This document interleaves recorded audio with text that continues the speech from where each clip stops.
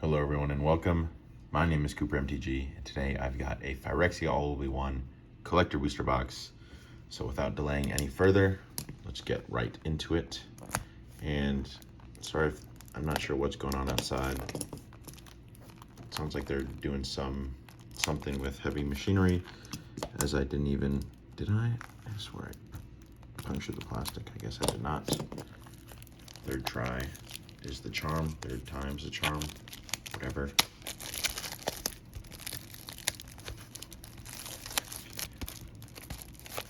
Golly. Well, that was a struggle, but I figured it out eventually. So let's go ahead. Oh my gosh. This is really in here, huh?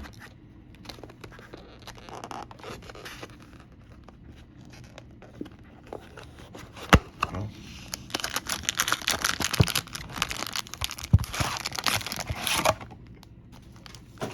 kudos to Wizards. Those things were really packed in there.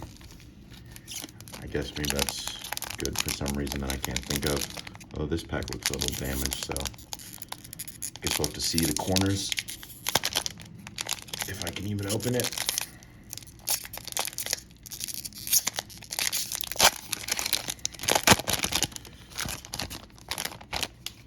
Which eventually I do. Throw the token to the side. Count out to 7 cards here. Flip the order around. And ooh, I think I saw a card I like a lot in the back, but we'll see. We got a Phyrexian Mountain, some uncommons and commons. As we've got, well, there's a really sweet card right there, an Elish Norn, Mother of Machines. That is sweet, sweet pull. Rustvine Cultivator, got a Bladed Ambassador, Furnace Punisher, a Kemba's Banner, a Red Sun's Twilight, another one, and a Jace the Perfected Mind, which, to be honest, I thought that this was an Elish Norn, but there was one in there anyway, so worked out in the end. But yeah, that Jace is a very nice pull too, especially in foil. I think a lot of people really like the borderless art variants. Sort of the manga versions, anime versions of art, as I'm losing count. 5, 6, 7. I think I messed that up. We will see. I did not. We've got a Phyrexian Plains to start. Some uncommons and commons. We've got a Kaido, Dancing Shadow, Bladed Ambassador, Rustvine Cultivator, Bone Picker Scourge, Synthesis Pod, we got a Mirex, a Zenith Chronicler, and a Kaya Intangible Slayer. So again, some very solid pulls so far. Obviously the Elish Norn is, I think that card's probably like 60 bucks, so as I bump the camera.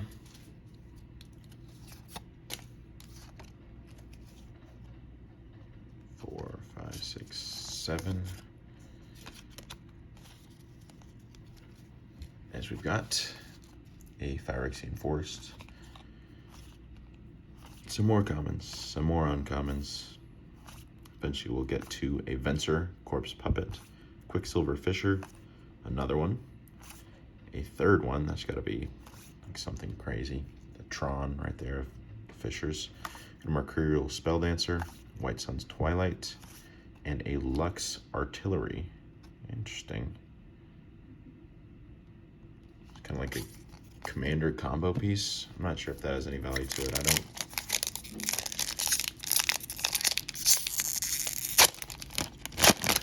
I don't keep up with a lot of the commander cards out of most of these sets, just because a lot of times I'm just only paying attention to standard cards value because they're a lot more common to get, and I think that's like the first time I've pulled that card too, so that's why I have no knowledge of it. Got a Forest, trying not to spoil anything here, and also keep the cards centered so that it'll look nice on a short. So we've got a Caramonix the Rat King, Cankerbloom, it's a sweet card, Whitebelly Rat, Necrogen Rot Priest, we got a Serum Sovereign, Black Sun's Twilight, a Mondrak, Glory Dominus foil, sweet pull, and an Azuri Stalker of Spheres. So we kind of got the two synergistic white bombs out of this set, which I actually faced in draft one time. I was playing against an opponent who played Mondrak, and then they played, they played Mondrak, then they played Elish Norn, and then they played the Basilica Shepherd and made 8 of the Might tokens, and I just conceded because there's no way I was winning at that point. As we've got a Graz, Unstoppable Juggernaut. Got a Capricious Hellraiser, that is sweet, with the Step and Complete foiling. Cankerbloom, Bone Picker Scourge. We've got a Norn's Decree, the Filigree Silex, borderless. We've got a Rhea Ivor, and a Phyrexian Arena borderless foil, which I think if there was any chance of that card having some value in this standard, it was made non-existent by the complete bundles having a copy in each one. So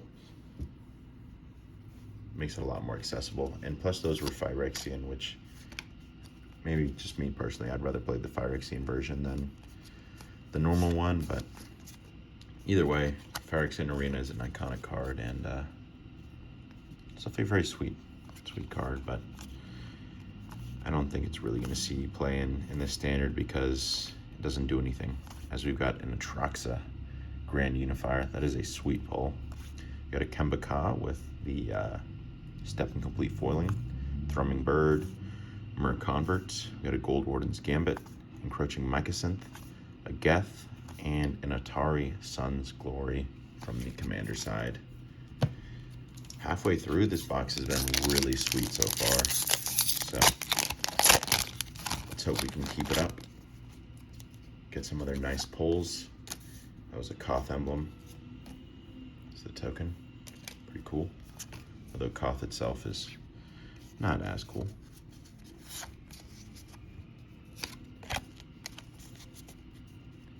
Alright, we've got a Phyrexian Plains to start. Some commons and uncommons. We've got a Copperline Gorge, borderless, nice card. Sawblade Scamp, another one. A Rustvine Cultivator, Kinzu of the Bleak Coven, another Phyrexian Arena. We got the Filigree Silex, and another Filigree Silex. So a lot of duplicates out of this box, but at least they're not too terrible. Filigree Silex is an interesting card. I think it's just a better Ratchet Bomb.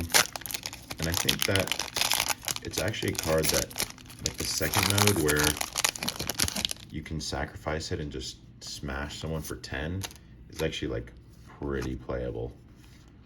And I've actually done it a couple times in my Eurobrast Forge deck, like just as like a second win con, especially against control, where you don't have a lot of options to damage them. They're countering all your stuff.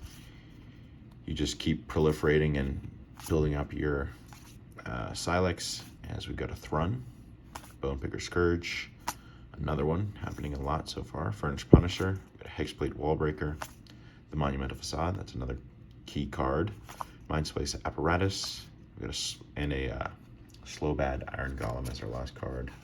I don't know why I wasn't expecting that. But yeah, you just get up to 10 low counters, hit them for 10. And usually for that point, you kick away a little bit, and that usually wins you the game. So, sort of an underrated aspect of it, but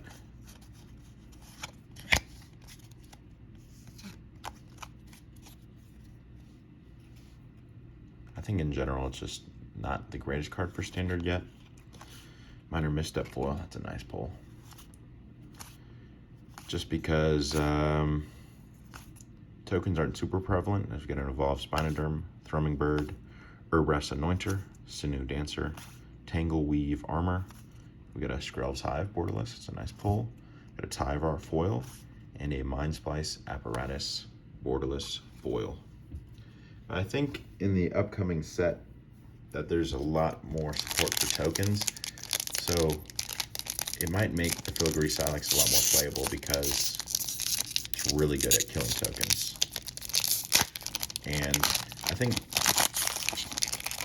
in terms of this set, it was definitely a big part of it was countering all the might tokens, but I don't think might tokens are super playable in standard right now.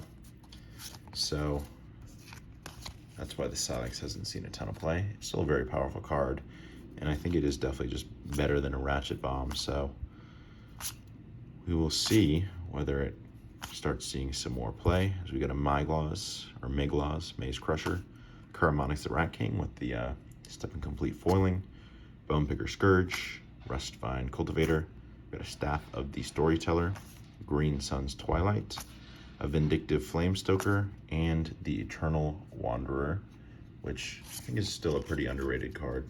It's very powerful. Even like, because I don't, like white does not have, well, I take that back. I was thinking of black. Black has like no sweepers, except for I think in the new set there is a black sweeper, but I was thinking that it was a white, but white actually has a lot of good sweepers, so that might be part of the reason that the Eternal Wanderer isn't seeing a ton of play, because it's actually like a very powerful, like having the ability to choose in a sweeper like that is super strong. Plus it does a lot of other good stuff, so we'll have to see if that starts seeing some play once like Depopulate rotates out. So we've got a Kembaka Enduring, a Sinew Dancer, Sawblade Scamp, Blight Belly Rat. We got a Chisgoria Forged Tyrant. First time I'm seeing this. Mythic from the Commander set. Pretty sweet. Blue Sun's Twilight. Got a Seachrome Coast and a Meglaws, whatever, Maze Crusher. As we now get into our last pack. And again, yeah, this box has been very sweet. Let's see what we can get out of this last pack. As we start off with a regular old mountain. It is foil. I guess it's also borderless, so it's not just a regular old mountain. We've got a Jace, the Perfected Mind, Phyrexian. That's sweet. Necrogen Rot Priest. Another one. A Cankerbloom. Got a Ruck, Hex Gold Nabber, Soulless Jailer, Throne Breaker of Silence, and the Seed Core as our final card. And again, since that was our final card, that means we've now reached the end of the video. So at this point, if you did enjoy, please feel free to like, comment, and subscribe. And as always, this has been Cooper MTG, and thanks for watching.